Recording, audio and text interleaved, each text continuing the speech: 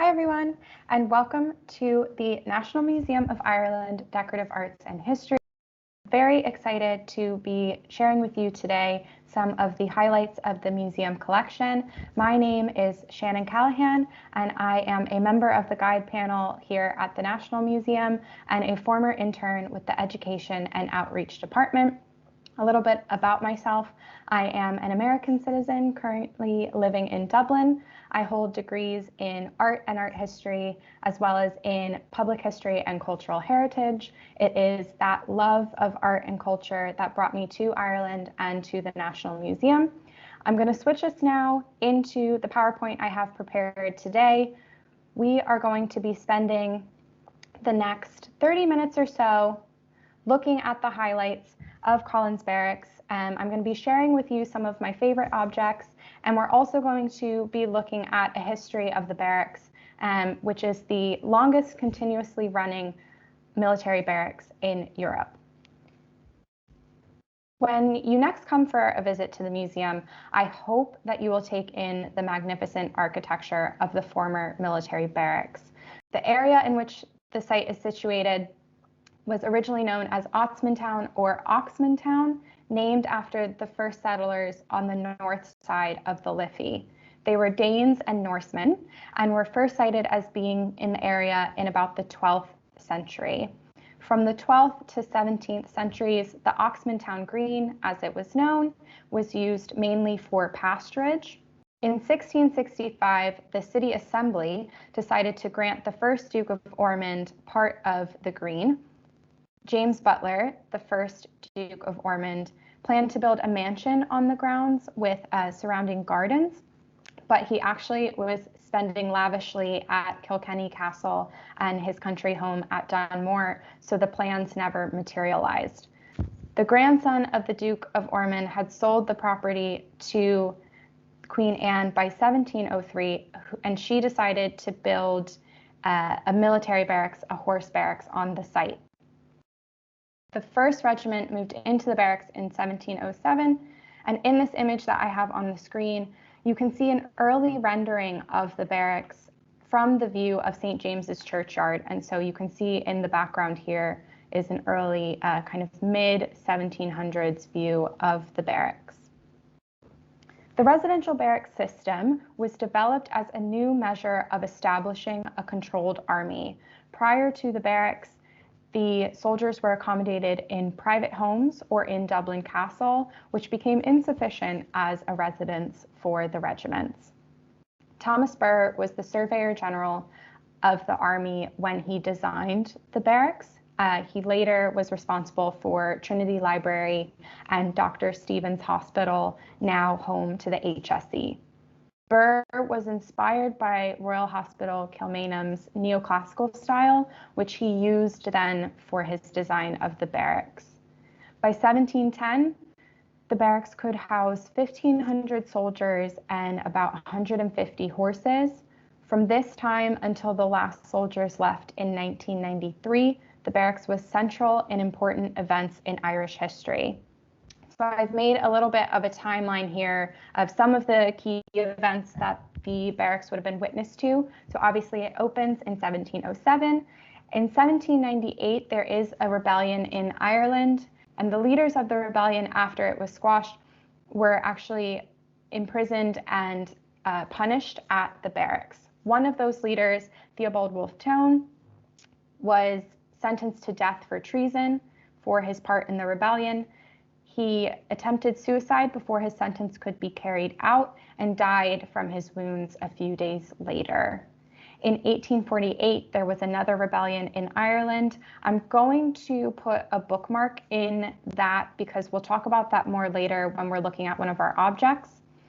In 1916, of course, we have the Easter Rising. The regiments that were stationed at Collins Barracks would have been sent out into the city to quell that rebellion, and the leaders of the rebellion, after being executed at Kilmainham, were buried behind the barracks at Arbor Hill. In 1922, in December of 1922, we have the handover of the Royal Barracks from the British Army to the Irish Free State Army. They, of course, renamed the barracks to Collins Barracks after the former Commander-in-Chief of the Irish Army, Michael Collins. In 1993, the Irish Defence Forces leave the barracks, and the barracks is closed as a military barracks because it was no longer suitable for the needs of a modern army. The Office of Public Works surveyed the site and determined that it was suitable and sizable enough to house the National Museum collections, and so in 1997, the Decorative Arts and History Museum opens. Some plans of the barracks. The first one on the left here is from 1850 and the one on the right is from 1907. I think that these are useful in understanding how the barracks was continuously changing and updating itself to meet the needs of the Army. I'm specifically looking at the differences between 1850 and 1907 because a very specific series of events happened that led to specific modifications. So what you can see on the screen here, there's a perimeter of buildings in the Royal Square in the center of the plans that are there in 1950 and are no longer there by 1907. So these buildings were demolished for a really specific reason. There were a lot of health concerns in the late 1800s.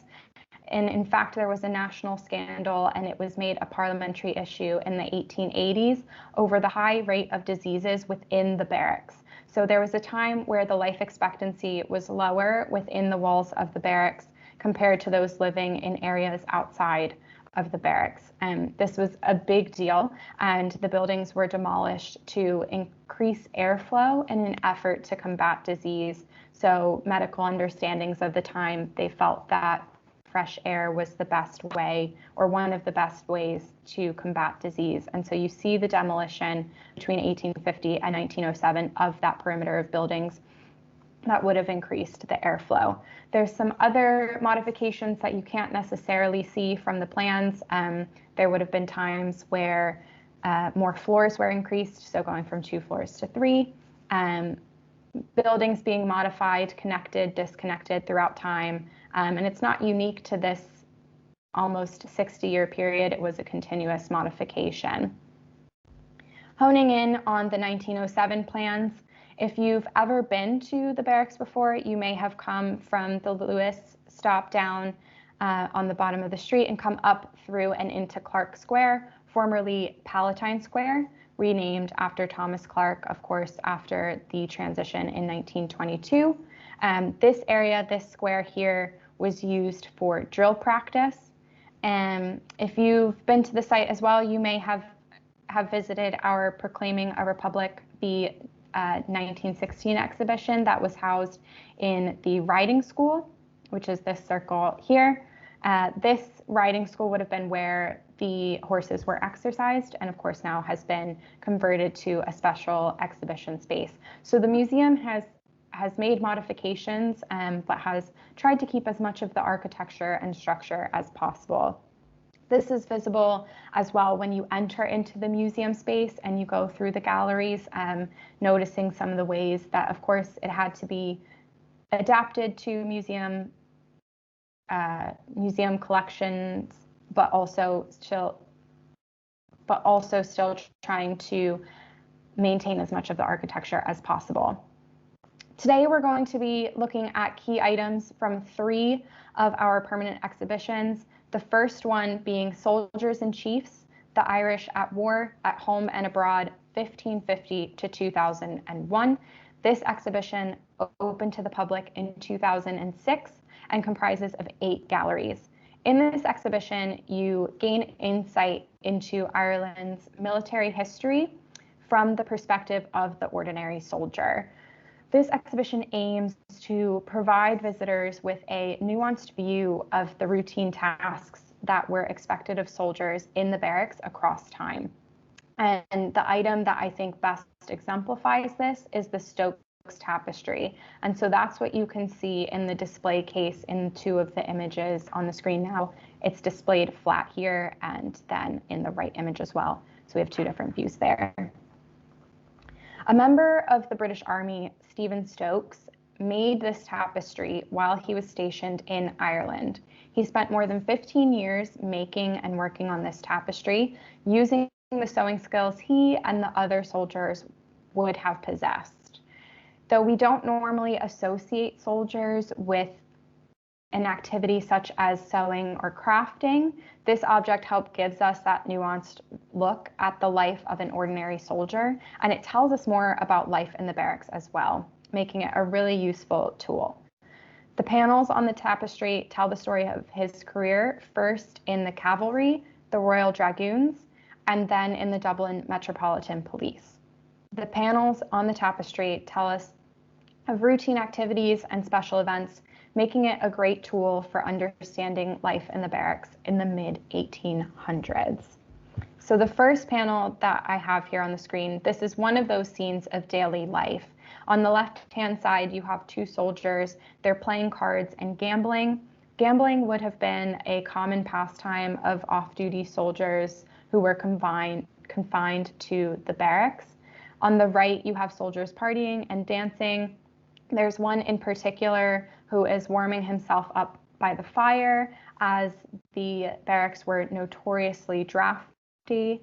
So it's little details like that that show us kind of the daily life and what it was like to be a soldier in the barracks. And of course, we know that these are British soldiers because of their infamous red coats.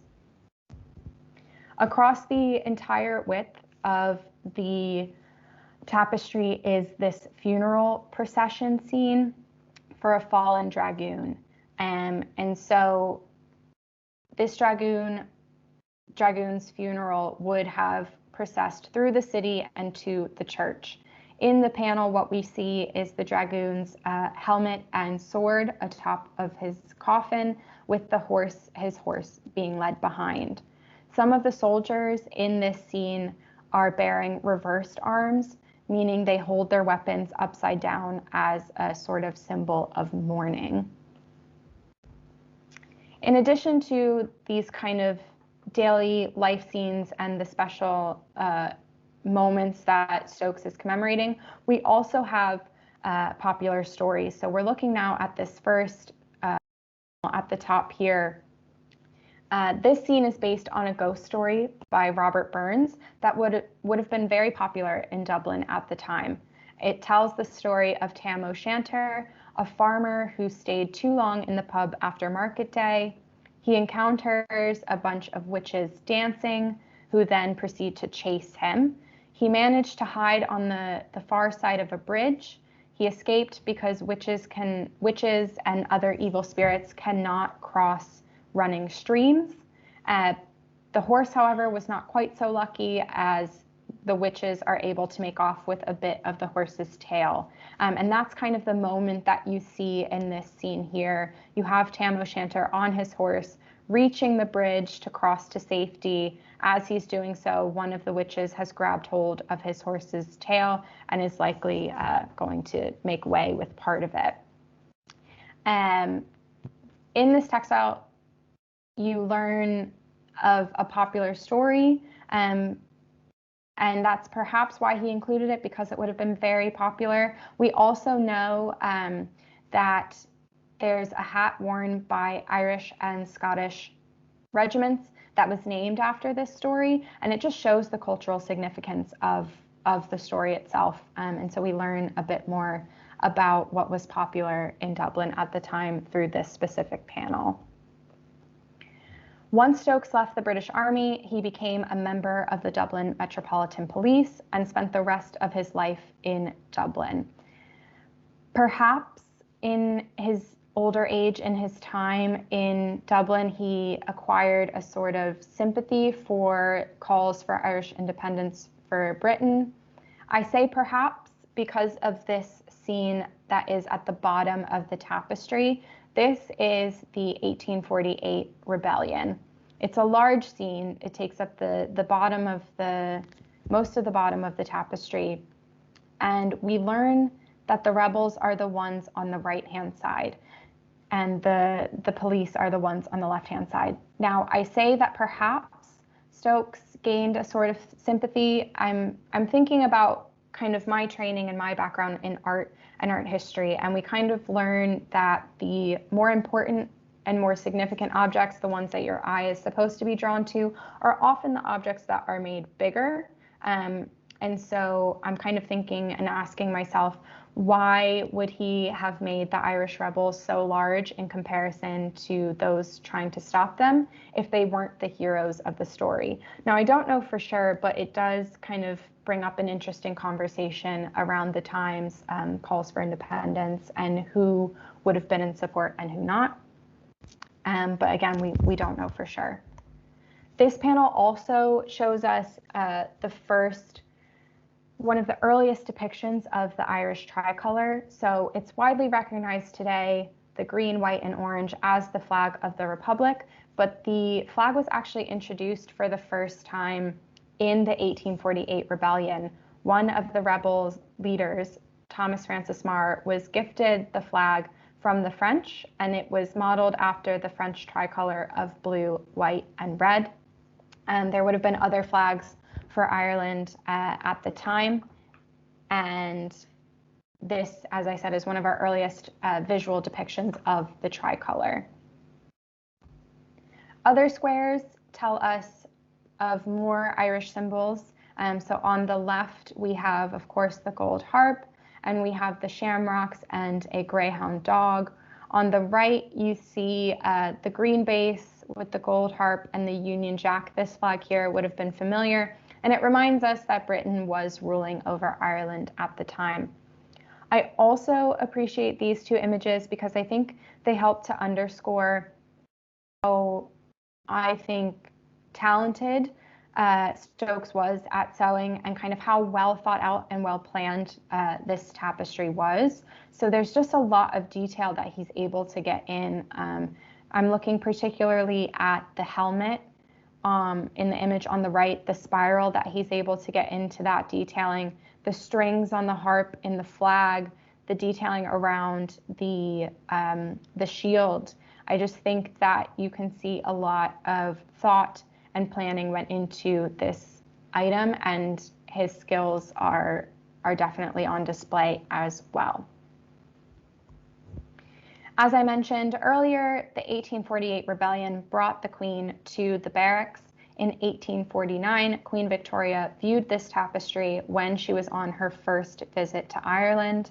A few years later, the tapestry was actually on display in London at the Great Exhibition. Stokes included the Queen's visit in the tapestry, and we see her in the center of the image. She is wearing a black dress and riding a white horse.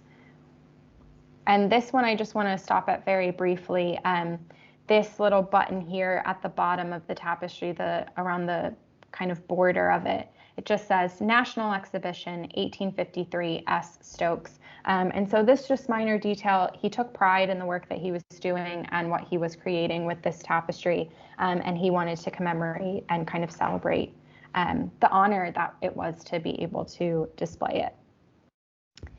In addition to the special events, the scenes of daily life, he also commemorated popular events in his tapestry. So this woman is likely a famous opera singer who would have come to Dublin for a performance.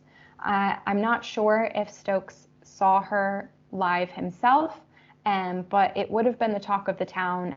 The Stokes Tapestry is full of stories and imagery that make it crucially important to our understanding of life in the barracks in the 19th century. As you read the tapestry from the top down, you see a man telling the story of his life as a British soldier in Dublin. We've only scratched the surface of the object and the imagery that's depicted within it. And that's actually why I really enjoy talking about this item. Every time I come to it, I notice a detail that I didn't before. I learn a new story from one of the panels, and there's always kind of something new to discover. And I hope that when you are able to next, that you will come and visit this tapestry in person. After leaving the Soldiers in Chiefs exhibition, we travel to our next item, which is located in the Curator's Choice Gallery. This permanent exhibition comprises of 25 objects chosen by the museum's own curators in the Art and Industrial Division. Here we find many pieces from across time and with specific stories to tell us about Ireland, designed in such a way that it explains the work of a curator, and it also explores how objects can reveal stories and clues about who owned them, what they were made of, how they were used, and so on. The first item we come across is this statue of Saint Milasha. This is an oak statue dating from the 13th to 14th century. Saint Milasha was an Irish bishop who founded a monastery on the island of Inishmurray, County Sligo, in the 6th century. Milasha is the patron saint of the island, and his feast day is the 12th of August. According to curator Colleen M. Dubé, this item was chosen for the exhibition because it, quote, demonstrates the importance of popular religion and the existence of a sculptural tradition in Ireland, end quote. The statue was found in a large piece of masonry known as St. Milasha's bed on Inishmurray. It was donated to the museum in 1949 for safekeeping when the last islanders left Inishmurray for the mainland. The back of the statue is hollowed out, likely to keep the statue from warping, to keep the wood from warping, though there is a legend that states that the back was hollowed out to allow Catholics to flee their persecutors during penal times in the 18th century, using the statue as a boat. Another legend tells us that in the early 19th century, the statue was stolen by soldiers, carried out to sea, and used for rifle practice, after which it was thrown overboard and set adrift. The next day, it was back in the church, however. Whether these stories are true or not, you cannot deny the importance of this statue in telling a slice of the history of the west of Ireland. Our next encounter in Curator's Choice is that of the Worth gown. This dress was worn by a Mrs. Marr, who you can see in the image on the screen, on the day of her husband, the Lord Mayor of Dublin, Thomas Marr's inauguration in 1885. It would have been worn as a formal outfit and cost about £60 or about £4,000 today. The National Museum bought this dress on July 27, 1966, for about £25 or about €380 today. They bought it from the grandniece of Mrs. Marr. The dress is made of satin and velvet, and it is, quote, the sheen of this gown's satin and the brilliance of its brocade, end quote, that captivated curator Dubé and inspired her to include it in the exhibition. The designer is English-born Charles Frederick Worth, one of the first high fashion designers. What I find most interesting about this dress is that Worth is credited with being the first fashion designer to put labels on the clothing he manufactured, making this dress part of a completely new way of thinking about high fashion. I'm thinking about kind of the idea of, oh, who are you wearing? He kind of, in a sense, contributed to that by putting labels on his clothing. The dress has a bustle, which would have been a common feature of Victorian dress. Mrs. Marr also would have worn a corset underneath of the waistcoat to slim her waistline. This dress is a great addition to Curator's Choice, but it also serves as a great introduction to the collection of clothing and jewelry at the National Museum. And if you are interested in that kind of textile in jewelry and clothing, I hope you will visit The Way We Wore 250 Years of Irish Clothing and Jewelry on your next visit to the museum. Leaving Curator's Choice for the moment, our next item takes us to the Out of Storage Gallery. This collection of objects shows the variety in the museum's collections and reflects the collecting policies and practices of the museum throughout the years.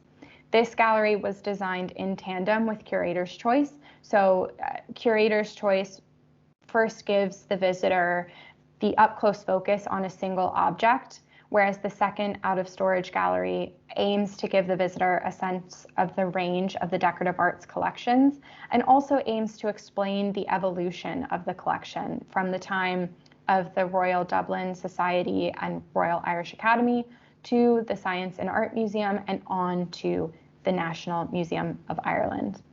In this exhibition, we discover the Japanese palanquin, which was bought by the museum, then the Dublin Museum of Science and Art, in 1893. It is a kind of carriage designed for the transport of one passenger. This particular palanquin dates back to the middle of the 18th century, known as the Edo period in Japan. The carriage is made from lacquered wood. Lacquer is pulled from the sap of a tree that is native to China and Japan. The lacquer is laid out in thin layers over a pumiced wood surface. It is a very time-consuming process because the lacquer has to dry in between each layer, and that takes several days to do. The palanquin's passenger would have gotten in and out through a sliding door, which you can see in this image here on the right. 6 servants would have carried the palanquin. So you would have had 2 at the front, 2 at the back, and 2 resting. This system, they could travel about 30 miles in a day. And then for longer journeys, servants would have set out at intervals, 10-mile intervals along the road, and they would have been able in that way to continuously carry the passenger, traveling about 100 miles in 24 hours. The circular pattern with the shamrock or the love hearts within it, that is actually the coat of arms of the Japanese ruling family of the period. I think that the decoration on the outside of the carriage is stunning. It's even in this time still so vibrant and shiny and luxurious. And I also love the landscapes that are painted within. So on the image on the right, you can see a little bit of those landscapes painted in. I don't know that I would have preferred this as a mode of transport, but I can certainly appreciate the technology and the idea that went behind it. If you're interested in learning more about lacquer, I would encourage you to visit the Eileen Gray exhibition. Gray was an Irish-born artist, designer, and architect who was taught the ancient Japanese lacquer technique and incorporated it in her designs. So in the exhibition, you will see some examples of her lacquer work. Most notably, I think, is this lacquer panel that I have here on the screen, which tells the story of the children of Lear. So she's incorporating Irish folklore into this Japanese design, and you can kind of see the moment, I think, where the children are being turned into birds. You kind of have this face and then some hands and arms in a sort of upward mobility that then gives us an impression of birds' wings. And so that's kind of how I interpret the piece. Back in Curator's Choice, we find the last item on our visit, the Fonte Vaz. This object is the earliest documented piece of Chinese porcelain in Europe and is regarded as one of the museum's great international treasures. The vase was made between 1300 and 1340 during the Yuan dynasty and was brought to Europe shortly after. It was treated as a semi-precious stone and given silver gilt mounts, which you can see in this image here on the right. They had a sort of. This piece is important for many reasons and is described by Edmund de Waal, a ceramicist, in his book, The White Road. He describes it as being, quote, the most irreproachably aristocratic, double-barreled porcelain object in Europe, end quote. He goes on to describe this early porcelain work as, quote, a flumery of ideas. It's decorated with flowers and foliage under a pale gray-green glaze, and your eye might travel across it as you see old and Chinese and jar. It is all those, but it is also new, a trying out, a conversation in a workshop, and attempt to create an extra depth to a porcelain vessel. I would agree with this assessment. To see the vase at first, it does not stick out in the way that other porcelains in the collection do. I'm specifically thinking of the blue and whites, which is where kind of most of my familiarity with porcelains lies. However, learning the context of the item brings it to life. The Chinese discovered the recipe for porcelain 400 years before Europeans did. And the Fonte Vaz is an early experimentation that shows the delicateness of the form. To make porcelain, you have to mix two specific clays together to the right proportions and fire at a very precise 1300 degrees Celsius to fuse those two minerals, creating an almost glass-like ceramic. Porcelain is not a forgiving ceramic and shows errors more easily than others. The flowers that you see in the image on the left, they would have been carefully and delicately scraped into design so that the clay did not collapse. The thickness of the clay had to be monitored closely as well so that it did not crack while firing. This early example was likely one success of many failures, and I think we're very lucky to have it in such good condition when considering how many hands it passed through. So records tell us that this vase belonged to Louis the Great of Hungary, the King of Naples, the Duc de Berry, the Dauphin of France, who kept it in his rooms at Versailles, and finally William Beckford at Fonthill Abbey, where the piece gets its name.